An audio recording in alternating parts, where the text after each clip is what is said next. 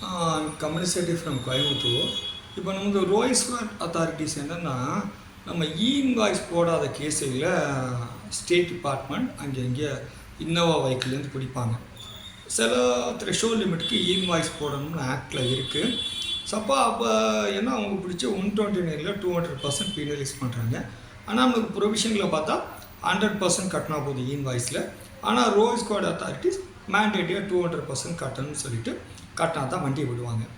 இப்போ இதுக்கு ஒரு கேஸில் பார்த்திங்கன்னா உத்தரப்பிரதேஷில் ஒரு அருமையான கேஸில் ஃபேவர் டு அசஸி வந்திருக்கு. என்ன வந்திருக்குன்னு பார்த்திங்கன்னா Nancy trading company versus state of Uttar Pradesh Allahabad ஹைகோர்ட்டில் வந்திருக்கு. என்ன சொல்கிறாங்கன்னா அவர் ஈவே பில் போட்டிருக்காரு, ஆனர் இன்வாய்ஸ் போட்டிருக்காரு. இன்வாய்ஸ் போடாதனால அவர் டேக்ஸை எவேட் பண்ணியிருக்காருன்னு சொல்வது தவறு. ஏன்னா குவான்டிட்டி டிஃபரன்ஸு, வேறு ஏதாச்சும் குவாலிட்டி டிஃபரன்ஸு, ரேட் டிஃபரன்ஸு, ஹெச்எஸ்ன்னு எதுவுமே இல்லை. இன்வாய்ஸ் போடாததுக்கு டெக்னிக் கிளிச்சஸ் ஏதோ ஒரு ரீசனாக இருக்கலாம். அதுக்கு 200% பெனால்ட்டி போட்டது செல்லாதுன்னு சொல்லிட்டு ஃபேவர் டு அசஸி கொடுத்துட்டாங்க. இது ஒரு அருமையான ஜட்ஜ்மெண்ட். அப்பீல் போகிறவங்களுக்கு ரொம்ப உதவும். நம்ம ரோவிங் ஸ்குவாட் அத்தாரிட்டிஸ் பிடிக்கும்போது அட்ஜுடிகேஷன் அத்தாரிட்டிகிட்ட இந்த ஜட்ஜ்மெண்ட்டை நான்சி ட்ரேடிங்னு சொல்லி நம்ம ஆர்கியூ பண்ணி பார்க்கலாம். இது ஒரு முக்கியமான இது. அடுத்தது பார்த்திங்கன்னா இந்த ஜிஎஸ்டிஆர் 9 ஃபைல் பண்ணாதவங்களுக்கு ஏகப்பட்ட நோட்டீஸ் கொடுத்துட்ருக்காங்க. ஆனால் நடுவில் சில பேர் என்ன பண்ணிட்டாங்கன்னா இந்த டியூ டேட் முடிஞ்ச பிறகு 9 ஃபைல் பண்ணிட்டாங்க. போர்ட்டலில் லேட் ஃபீ கேட்கலை, அதனால் லேட் ஃபீ கட்டலை. இப்போ டிபார்ட்மெண்ட்டில் எல்லாருமே லேட் ஃபீ கேட்டு நோட்டீஸ் கொடுத்துட்ருக்காங்க.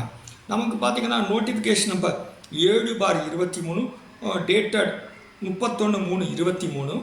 அதே மாதிரி நோட்டிஃபிகேஷன் நம்பர் 25/23 டேட்டட் 17/7/23.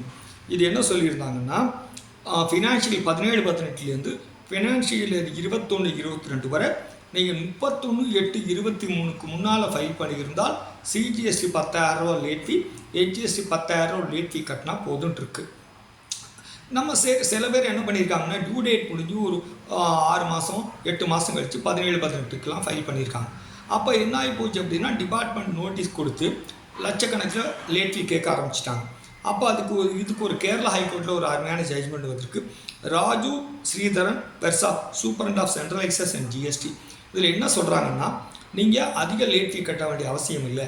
31/8/20 முன்னால் எப்போ ஃபைல் பண்ணியிருந்தாலும் சிஜிஎஸ்டி 10,000, ஹெச்ஜிஎஸ்டி 10,000 கட்டலாம்னு சொல்லி ஒரு அருமையான ஜட்ஜ்மெண்ட் வச்சுருக்கு. இது நமக்கு ஹெல்ப்பாக இருக்கும். அதே மாதிரி பார்த்திங்கன்னா ராஜஸ்தான் ஹைகோர்ட்டில் ஒரு அருமையான ஹைகோர்ட் ஜட்ஜ்மெண்ட் வந்திருக்கு. PepsiCo India holdings. இதில் என்ன அப்படின்னா அவங்களுக்கு டேக்ஸ் அரியர்ஸ் இருக்குது. டிபார்ட்மெண்ட்டு டேக்ஸில் அவங்க கேஷ் லெஜர் கிரெடிட் லெஜர்லேருந்து எடுத்துட்டாங்க. ஆனால் இப்போ என்ன கேட்குறாங்கன்னா இன்ட்ரெஸ்ட் கேட்குறாங்க. என்றைக்கு டிமாண்ட் அரைஸ் ஆச்சு அன்னையிலேருந்து. இப்போ ஹைகோர்ட்டில் என்ன சொல்லியிருக்காங்கன்னா நீங்கள் எடுத்த தேதியிலேருந்து பின்னாடி உள்ளது முன்னாடி உள்ளது பார்த்து தான் இன்ட்ரெஸ்ட் போடணும். எல்லா தேதிக்கும் இன்ட்ரெஸ்ட் கேட்குறது நியாயம் இல்லைன்னு சொல்லியிருக்காங்க.